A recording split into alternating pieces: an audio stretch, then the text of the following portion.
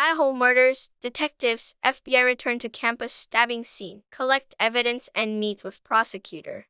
Investigators returned to the Idaho home Friday where 4 college students were stabbed to death in their sleep earlier this month, collected several small bags of evidence, then met up with the Idaho County prosecutor inside police headquarters after sundown.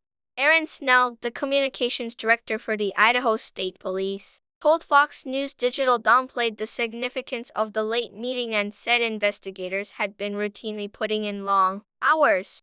The DA has been present throughout as a resource. He said, "We continue to work after hours. The DA has been here daily." On Friday, he was inside with investigators, including several who had returned to the house earlier in the day, for about an hour.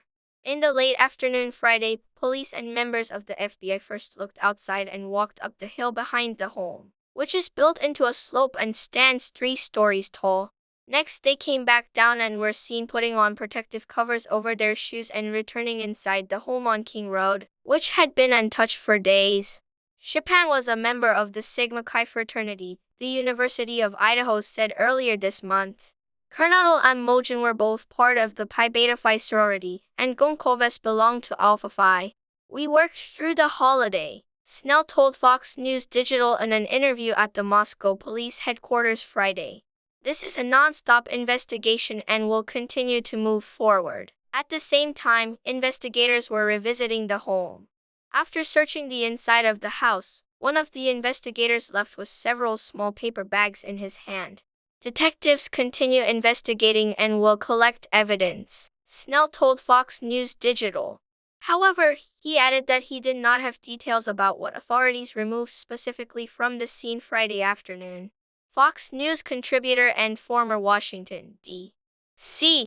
homicide detective Ted Williams said he thinks police returned to the scene after determining the killer came and went through the sliding glass door at the rear of the home.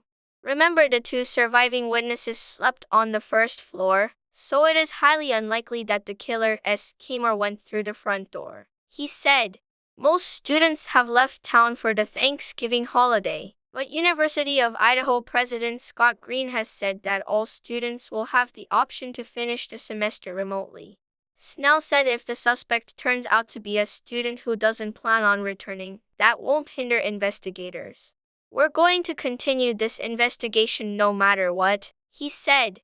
"That's going to be putting together the various pieces and ultimately coming up with the suspect or suspects and then making that arrest." Police have not yet identified a suspect or recovered the murder weapon, believed to be a fixed-blade knife.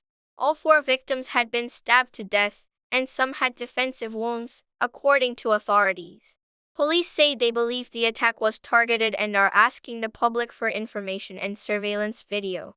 They are also looking into a claim that Goncalves may have had a stalker. "We continue looking into the stalker issue and are asking for any information from the public on this topic," Snell said.